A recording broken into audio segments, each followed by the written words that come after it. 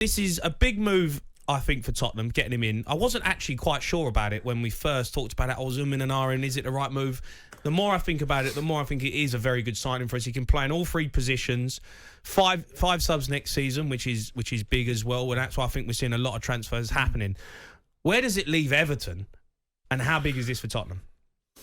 Okay, so there's been a number of clubs chasing him. He wants to leave. That's the problem Everton have. There's no point in keeping him. He wants to go. We had an Everton fan phone up earlier saying, cash in, spend the money wisely if they can. Hold on. Harry Kane wanted to leave, Jace. The biggest teams in the country don't sell their best players. You don't sell your best players. Everton are a huge football club. You don't sell your best players. Whether they want to leave or not, you're under contract. Well, how did that work out for Harry Kane first part of the season? He had an absolute shocker. Okay, but... but then Conte comes in and then look at him. Yeah, but there's a bit of good fortune there. I mean, Spurs could have found themselves in a situation under Nuno Espirito Santo where he wasn't getting the best out of Kane. Kane's head had gone, right? His head had gone. And there's a lot of people on the station saying we maybe should have taken the money. We should have perhaps moved him on, right? Now, you're right about keeping your best players. Of course you always want to.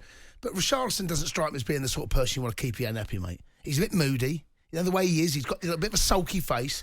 And Frank, if that is the case, why does Frank want to keep a player like that if he wants to go? Because he's their best player. Is he? Is he their best player? I don't know. Is he? Him, Anthony Gordon, and Calvert-Lewin. I mean, personally, at this stage and Pickford, I would move him on. If he wanted to go and he's told the club he wants to go, I would then make that call, get rid of him, right? So that's the first thing. Everton aren't... It's not as if Everton got Champions League football, Europa League football to keep him happy with. It's not like that. So for me, I would have thought that it's a decent move for him. Is it a good move for Tottenham? Well, look, you mentioned there about having 5 subs. There's the Champions League. It's going to be a busy season for Spurs. Yeah. And over the years, I think it's fair to say that if you could have a criticism of Spurs' squad, is at times it ain't deep enough. Yeah. With the quality. So now you're looking at that. Is he a good addition? Well, of course he is. Is he going to start? I don't know. I'm not convinced about his numbers. I don't think he scores particularly enough goals. But he can play right across that front three. He can play play on the right. And he's one of those that will fit into Conte's style of play. So, yeah, I think all in all, it looks, on paper, like a decent move. Weren't Arsenal in for him as well?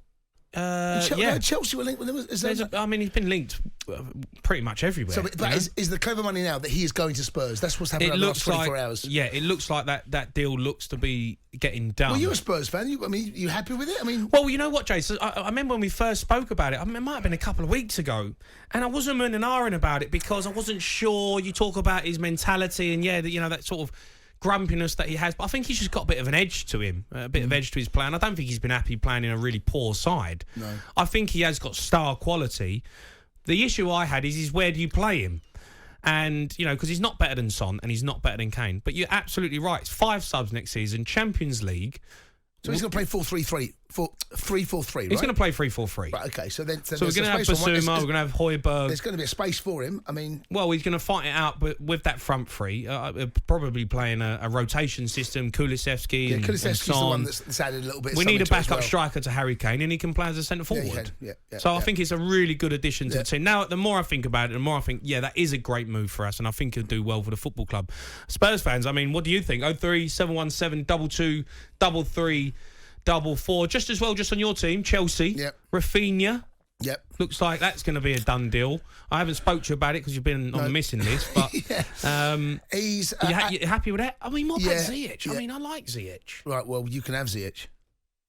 You've never had him. No, I've not. Why? I've not seen that player that I saw at Ajax in that run where they got beat in the semi-final by your mob. I've not quite seen it. He's never really looked comfortable. I've never felt that he looks comfortable or looks happy. I've never seen that in him. And look, like you said, we need more players. There's going to be a deeper squad.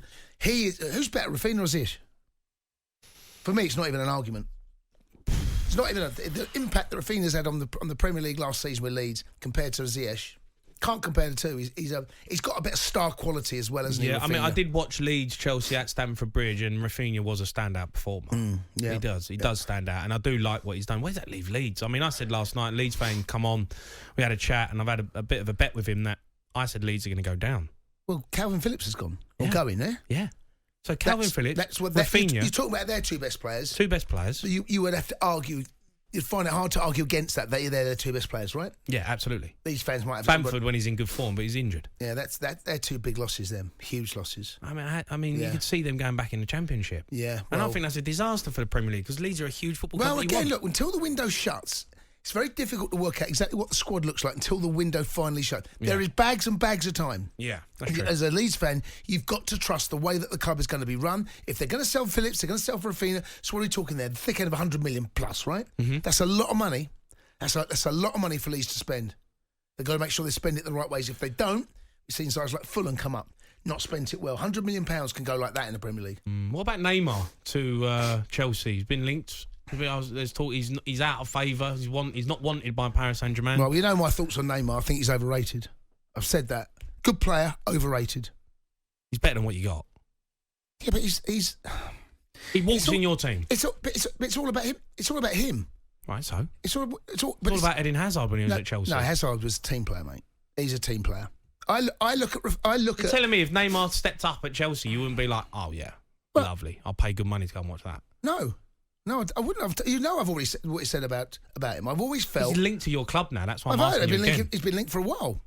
I mean, I've always said I wouldn't want him near my club because I don't think that he is the sort of player that Chelsea need.